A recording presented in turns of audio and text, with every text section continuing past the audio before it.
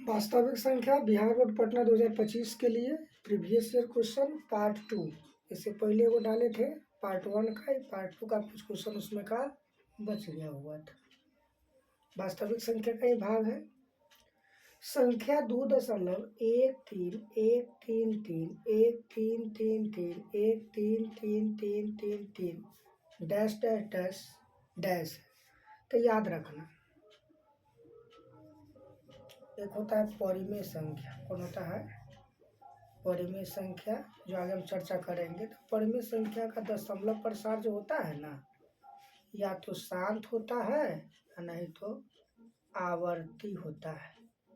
आवर्ती का मतलब 1.222 ऐसे करके होता है, या 1.123 123 123। ये खंड बार बार समान, माने एक जैसा खंड आएगा। और शांत का मतलब होता है जैसे 1.25 पूरा पूरा कट गया हुआ है।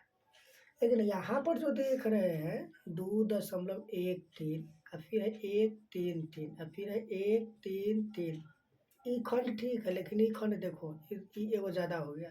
फिर एक से देखिए वो ज़्यादा है, माने ये अशांत तो है ही, और अशांत में आवर्ती है। आवर्ती का मतलब एक जैसा बार बार आना, लेकिन यहाँ पर अनावर्ती है। तो अशांत अनावर्ती याद रखेंगे।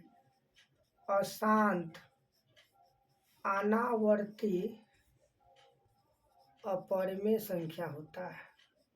अपरिमेय संख्या होता है। वही अगर शांत रहता या अशांत आवर्ती रहता तो भी परिमेय होता, लेकिन ये अशांत अनावर्ती है, तो ये कौन सा हो जाएगा? पूर्णांक तो है नहीं, परिमेय तो हुआ नहीं, अपरिमेय संख्या हो जाएगा, जो ऑप्शन सी सही होगा। क्वेश्चन है 144 के अभाज्य गुणनखंड में 2 का घात कितना होगा? तो 144 का अभाज्य गुणनखंड निकालेंगे। 144 का 2 से देंगे, 2 सते 14, 2 दूनी 4, 2 से 2 तिहाई 6, 1 12, 2 छक 12, 2 से 2 एकम 2, 16 2 8 16, 2 से 2 नमा 18, 3 से 3 तिहाई 9, 3 से 3 एकम 3। तो देखेंगे 144 बराबर क्या होगा भाई? इसमें 2 और 3 आया। 2 क्या बार आया है? 1 2 3 4, तो 2 के पावर 4, और 3 क्या बार आया है? हमसे पूछा है कि 2 का कितना घात होगा, 2 इसका पूछा है। तो 2 के पावर 4 है, यानी इसका आंसर कितने हो जाएगा? 4, यानी 2 में 4 बार आया। तो ऑप्शन नंबर सी बिल्कुल सही। अगर इसी क्वेश्चन में हम ये हटा के अगर ये पूछते, जैसे कि 3 का घात, क्या कहते, 3 का घात कितना है, और एक ऑप्शन चेंज कर देते यहाँ पर, ये वाला। आप कहते कि 3 का घात कितना होगा, तो भाई 3 का घात, तो भाई 3 क्या है? 3 के पावर 2 है। तो 3 का पावर 2 मतलब 3 2 बेर आया, तो वहाँ पर इसके अनुसार ये 2 हो जाता है।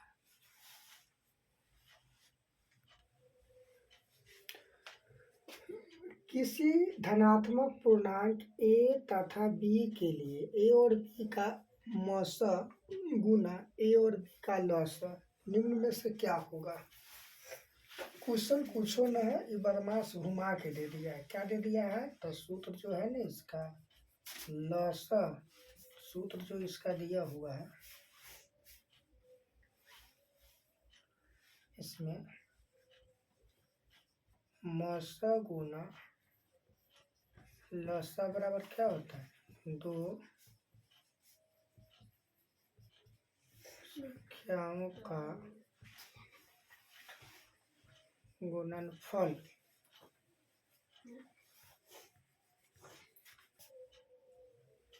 मौसा गुना लसा, दोनों संख्याओं का गुणनफल। तो भाई मौसा के मान क्या लिखा है? मौसा, तो मौसा की जगह पर क्या है? मौसा गुना ए बी का लस।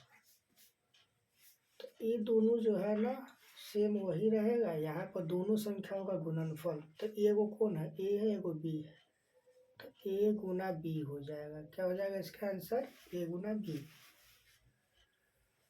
ए गुना बी हो जाएगा। तो ए और बी क्या है, दो पूर्णांक है। तो कहता है सीधा कहा है कि ए बी का मौसा यानी मौसा गुना ए बी का लसा यानी मौसा गुना लसा बराबर क्या होता है, तो दोनों संख्याओं का गुणनफल। तो मौसा गुना लसा ये नहीं रहेगा यही, और दूसरा वाली दो संख्याओं का गुणनफल है। तो यहाँ पर क्या करेंगे, एक संख्या ए है दूसरा बी, ए गुना बी, जो ऑप्शन नंबर सी हो जाएगा। ऑप्शन नंबर सी हो जाएगा। यदि P और Q दो अभाज्य संख्याएं हैं तो उनका मौसा क्या होगा। मान लो ना P बराबर एगो अभाज्य संख्या 7 है और Q बराबर एगो अभाज्य संख्या मान लो 13 है।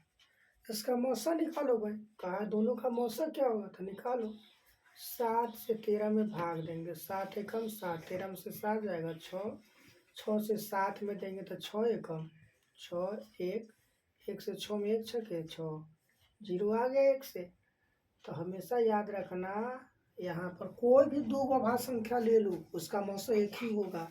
जैसे मान लो यहाँ P बराबर मैंने 71 लिया और यहाँ Q बराबर मैंने 43 लिया। अब निकाल के देखो, 43 से 71 में देंगे तो एक बार में लगेगा 11 में से 3 जाएगा तो 8 आएगा, 11 में से 3 जाएगा 8, आई 6 में से 4 जाएगा 2।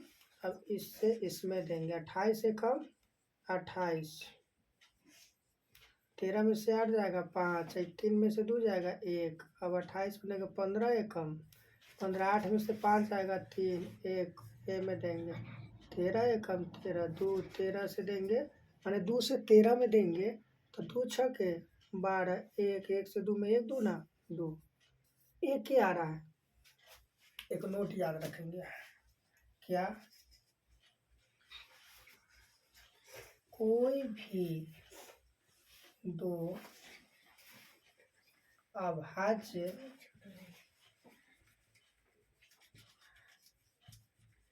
संख्याओं का मौसा हमेशा एक होता है, हमेशा एक होता है। मौसा सिर्फ एक होता है, अगर लसा की बात करते तो दोनों का गुणनफल हो जाता है। तो कोई भी दो अभाज्य संख्याओं का मौसा हमेशा एक होगा। अब इसको बनाओ तब या ना बनाओ तब, दिया है ना P और Q क्या है, दो अभाज्य संख्या है, मौसा पूछा है तो इसको हम एक पर लगाएंगे, माने इसका मौसा एक होता है हमेशा। क्वेश्चन है दो धन पूर्णांक A और B के लिए मौसा गुना लसा बटा पहली संख्या गुना दूसरी संख्या बराबर डैश होगा। तब वही सूत्र दिया है, क्या दिया है सूत्र, ए बी और ए बी से घबराना मत, इन मौसा के साथ इन्होंने संख्या को भी लिख दिया है विद्यार्थी को कंफ्यूज करने के लिए। वो तो जानता है कि भाई मौसा गुना लसा बराबर होता है दोनों दो संख्याओं का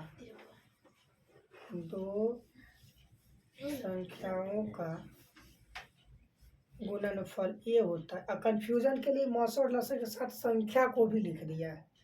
अब बता इसका मान क्या होगा, इसका मान हमेशा एक ही होगा। कैसे, तब मान लो ए बराबर आपने 4 रखा है और बी बराबर कोई संख्या आपने 6 रखा है। अब तो 4 और 6 के लौसा निकालेंगे, 4 और 6 के लौसा, 4, 6 का लौसा निकालो। तो 4, 6 का लौसा निकालेंगे तो 2 दूना 4, 2 तिया तो 2 गुना 2 गुना 3, 2 दूना 4 तिया 12 हो जाएगा। फिर 4 और 6 के लौसा निकालना है, 4 और 6 का लौसा तो हो गया, अब मौसा निकालेंगे। तो 4 से भाग देंगे 6 में, 4 एकम 4, 2 4, 2 दूना 4, कट के 0 यानी 2 आया। अब देखो एगो संख्या यही है, अब यहाँ पर सूत्र जो दिया है पर लिखेंगे तो क्या दिया हुआ है मौसा, तब मौसा के जगह पे दोनों के संख्या के मौसा 2 लिखेंगे। फिर कहा है लौसा, तो 4 और 6 दोनों का लौसा कहते हैं 12। अब बटा में दिया है ए गुना बी, तो ए मतलब 4 और बी मतलब 6, यानी जो संख्या दिया है। अब अपना काट के देखो कहते आता है 4 तिया 12, 3 एकम 3 दूना 2 से 2 कट गया, 1 गुना 1 1, 1 गुना 1 बराबर 1। तो याद रखना मौसा गुना लौसा बटा दोनों संख्या का गुणनफल है तो वह 1 के बराबर होता है। क्या होता है? 1 के बराबर। आंसर में भी दिया हुआ ऑप्शन नंबर 1 में 1 है। बी में देखेंगे तो बी में आपको जो है वह 2 दिया है, और सी में 0 दिया है, और डी में बड़ा सुंदर ए प्लस बी दे दिया है। तो ए नंबर एक ऑप्शन जो है ना बिल्कुल सही है। इतने बनाने की जरूरत ना है, आप याद रखिए कि ए और बी कोई संख्या है। अगर मौसा गुना लौसा ऊपर दिया या बट्टा में दोनों संख्या को गुना करके भाग देना है तो दोनों बराबर होता है, तो दोनों कट के क्या आएगा? 1 आएगा। निम्न में कौन सा युग्म, युग्म का मतलब दो संख्या का जोड़ा दिया हुआ है उसको युग्म बोलते हैं, सह अभाज्य संख्या है। तो हम बताए थे सह अभाज्य संख्या का मतलब होता है कि उस दोनों संख्या का एचसीएफ अगर 1 आता है, मौसा अगर 1 आएगा तो वह सह अभाज्य संख्या कहलाएगा। यहाँ मौसा निकाल के चेक करना पड़ेगा। पहला जो है ये तो चेक करेंगे, 14 से 35 में भाग देंगे, 14 दूना 28, 15 में से 8 जाएगा 7, ये कैंसिल, 7 से देंगे 14 में, 7 दूना 14, एक मौसा कते आया 7। तो ये आपका सभाज्य संख्या नहीं है, सभाज्य संख्या का मौसा 1 होता है लेकिन इसका मौसा 7 आया। ये चेक करो, 18 से 25 में देंगे, 18 एकम 18, 15 में से 8 जाएगा 7, 1 दे दिया कैंसिल, 7 दूना 14, 8 में से 4 जाएगा 4, एक कैंसिल, 7 4 एकम 4, 7 में से 4 जाएगा 3, 3 से फिर इस 4 में देंगे भाग, 3 एकम 3, 1 1 से फिर इस 3 में देंगे तो 1 या 3, 1 आया। तो इसका मौसा कते आया?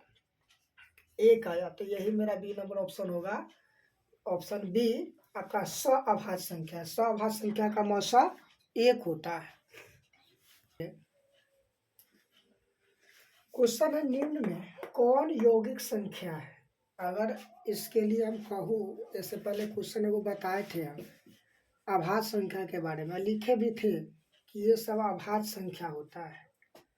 अगर उससे भी चेक करके करेगा तो हो जाएगा। देखेगा तो क्या है, 11 अभाज्य संख्या जो 1 और अपने आप से कटेगा, 31 से 1 और अपने आप से कटेगा, 41 से 1 और अपने आप से कटेगा, तो 21 किससे कटेगा? तो 21 के बारे में अगर सोचेंगे तो वह 1 के पहाड़ा में आता है, 3 सते 21 होता है। उसके बाद 3 सते 21, 7 से, तो 1 से काटा, 3 से काटा, 7 से काटा, 21 से काटा, यानी 1 और अपने आप के अलावा अन्य संख्या से भी कट रहा है, उसी को हम लोग यौगिक संख्या कहते हैं।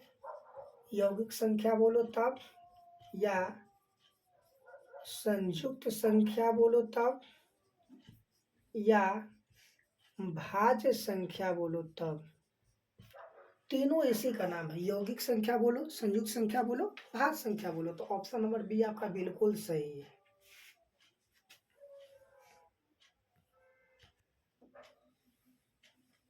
दो संख्याओं का गुणनफल 8670 है और उसका मौसा 17 है, तो उसका लसा क्या होगा? हमेशा याद रखेंगे क्या? तो कुछ मौसा गुना लसा बराबर 2 संख्याओं का गुणनफल होता है। मौसा के जगह को मौसा कहते हैं, 17 लिखो। लसा हमारे पास नहीं दिया हुआ, लेकिन दोनों संख्याओं का गुणनफल दिए हुए हैं, दोनों संख्याओं का गुणनफल दिए हुए हैं 8670। लसा बराबर लिखेंगे तो 8670, 17 गुना में था तो बटा में, 17 एकम 17 पचे 85, 1 17, 17 एकम 17, 0 510। लसा जो होगा 510। ऑप्शन नंबर डी बिल्कुल सही है।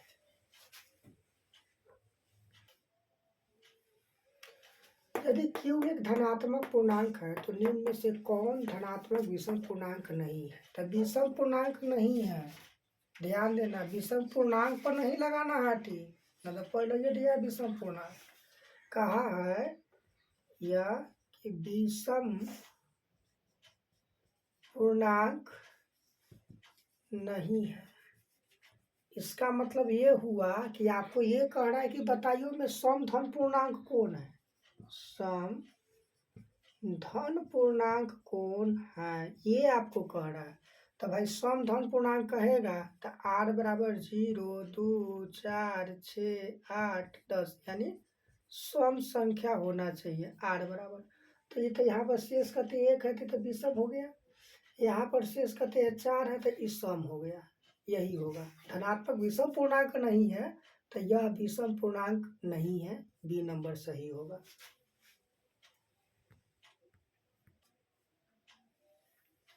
दो लगातार सम संख्याओं का मौसा क्या होगा।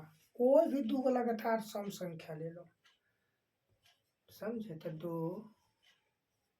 दो लगातार सम संख्या, मान लो हमने ले लिया 20 और 22, अगर मौसा निकालना है तो 20 से 22 में भाग देंगे, 20 एक 20, 20 दो है 20, कते आया, तो मौसा जो आया ना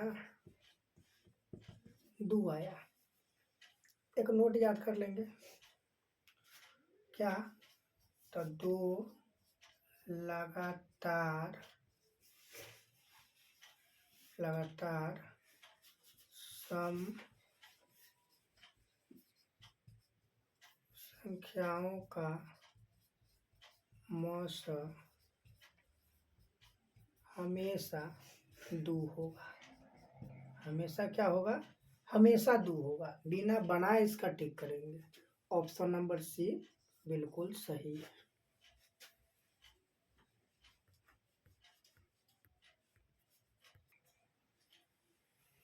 क्वेश्चन है, यदि P और Q अभाज्य संख्याएं हैं तो PQ और P² का मौसा क्या होगा। तो सबसे पहले संख्या को लिखेंगे PQ, अब तोड़ेंगे P गुना P गुना P गुना Q। अब दूसरी संख्या को तोड़ेंगे P² है, P गुना P गुना Q। अब मौसा बराबर क्या कहता है, तो मौसा यही ना कहता है कि जो दोनों में मिलेगा उसी को गुना करके लिखना है। तो इसमें भी P है, इसमें भी P है, तो एक P आ गया गुना, इसमें भी P है, इसमें भी P है, फिर P आ गया। उसके बाद इसमें भी Q है, इसमें भी Q है।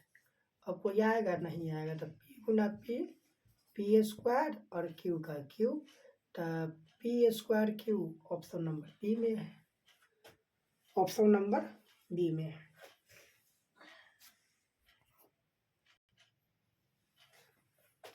A बराबर 2 के पावर 3 गुना 3, B बराबर 2 गुना 3, C बराबर 3n गुना 5।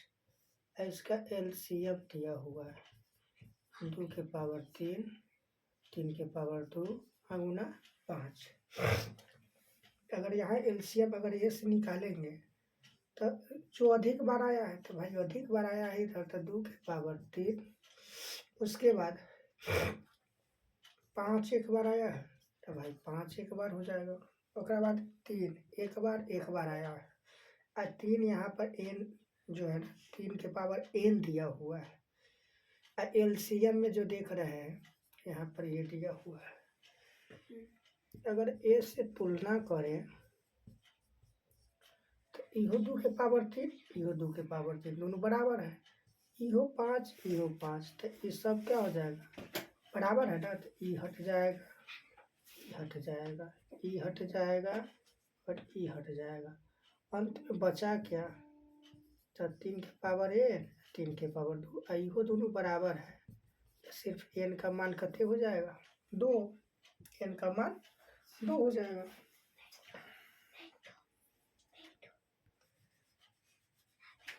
क्वेश्चन है, यदि 156 बराबर 2 की पावर x, 3 की पावर y जोड़ 13 की पावर z हो तो x plus Y plus Z का मान क्या होगा।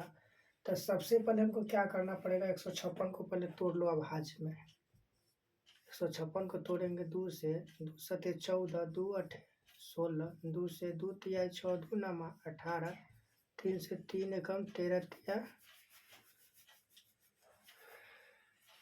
2 से देंगे तो 2 सते 14, 1 2 अठे 16, 2 से देंगे तो 2 तिया 6, 2 नमा 18, 3 एकम 3 तिया 9, और अगर 13 ही ना आया तो यहाँ पर देखो तो हमको क्या क्या लेना है। तो इधर लिखेंगे हम कौन सी, तो 2 मेरा कै बेर आया है, 2 बेर, अगुना 3 कै बेर आया है, 1 बेर, अगुना 13 कै बेर आया है, 1 बेर, और इधर क्या है 2 के पावर x, और इधर जो आया है 3 के पावर y, 13 के पावर z। तो भाई x 2 जो है ना 2 के पावर x है, एक का मतलब x का मान क्या होगा, इहो 2 है इहो 2 है, तो ये x बार आया है और यही 2 यहाँ पर क्या बार आया है, 2 बार आया, तो x बराबर 2, y 3 के पावर y है और यहाँ 3 के पावर 1 है, एक का मतलब इस y का मान जो होगा ना ये 1 होगा। z यहाँ 13 के पावर z है, यहाँ 13 के पावर 1 यानी 1 है। अब हमको क्या करना है, पावर को जोड़ना है, x plus Y plus z, तो x के मान 2, y के मान 1 और z के मान 1, तो 2 3 4 हो जाएगा 4, जो ऑप्शन नंबर ए बिल्कुल सही है, 4 होगा।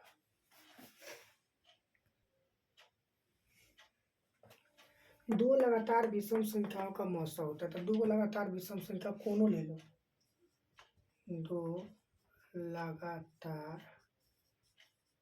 विषम संख्या, तो दो लगातार विषम संख्या, वो मान लो आपका 3 है और दूसरा का 5 है, एलसीएम निकालो 3 5 का, सॉरी 3 और 5 का एचसीएफ निकालना है, मौसा निकालना है, 3 एकम 3, 5 में से 3 जाएगा 2, 2 से भाग देंगे 3 में, 2 एकम 2, 1, 2 में देंगे 1 2 ना 2, कै बार में कटा, 1 बार में, तो इसका मौसा क्या हुआ है, तो दो लगातार विषम संख्याओं का क्या, दो लगातार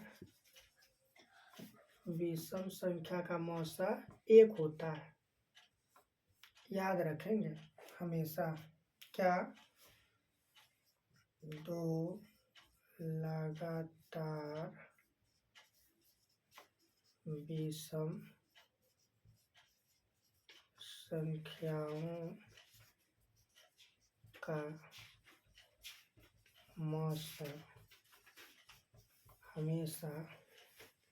मौसा हमेशा 1 होता है, 1 होता है।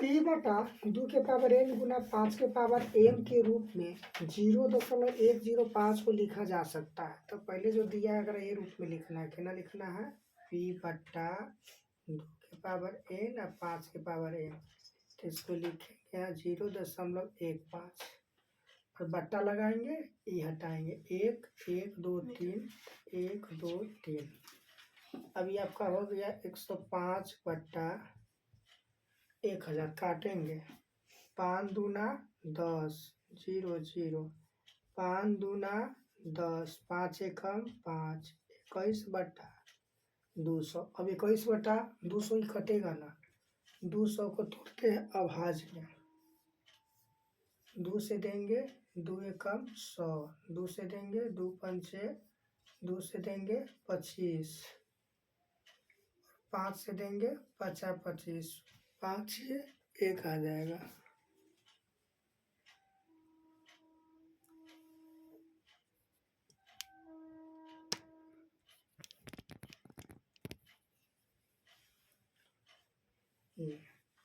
एक मतलब यहाँ पर ये रहेगा 2 गुना 2, तो 2 कै बेर, 1 2 3 बेर, गुना 5 5 कै बेर, 2 बेर, तो ये वाला कौन सा ऑप्शन है, तो 2 के पावर 3 और 5 के पावर 2, ऑप्शन नंबर सी बिल्कुल सही है, ऑप्शन नंबर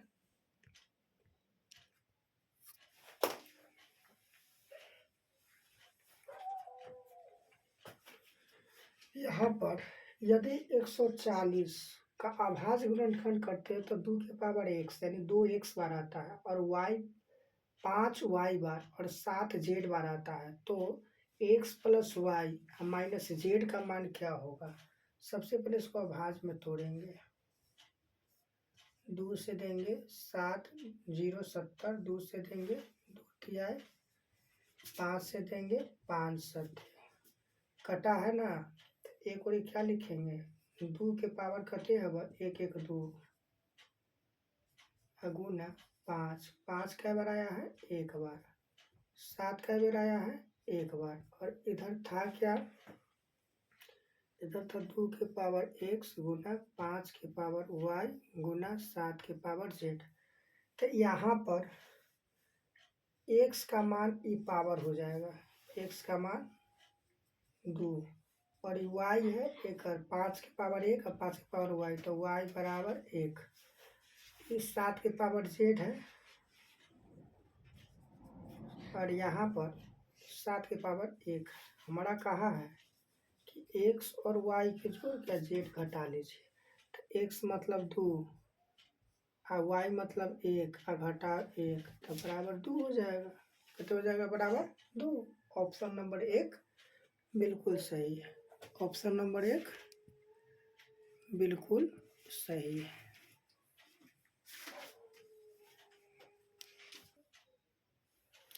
ये यहीं पे समाप्त हुआ। अब अगले वीडियो में हम लोग परिमेय संख्या और अपरिमेय संख्या के बारे में बात करेंगे, यानी अपरिमेय संख्या से बहुवैकल्पिक क्वेश्चन कैसे बनता है उस पर चर्चा करेंगे। तब तक के लिए धन्यवाद और इसको खूब प्रैक्टिस करते रहें।